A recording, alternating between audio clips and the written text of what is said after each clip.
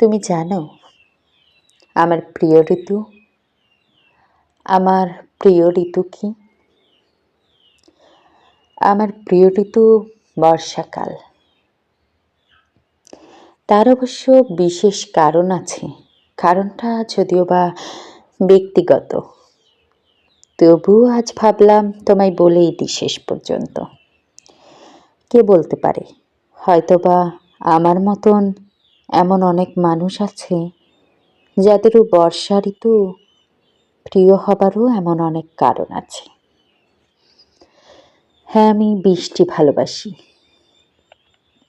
ভালোবাসি ওই মেঘগুলোকে, ভালোবাসি ওই ঝোড়ো হাওয়াকে, ভালোবাসি ওই এক আকাশ বৃষ্টির নিচে ভিজতে।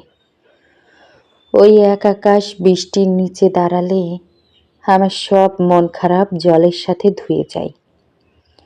ওই এক আকাশ বৃষ্টির নিচে দাঁড়ালে আমি সকল অভিমান যেন এক নিমিষে ভুলে যাই।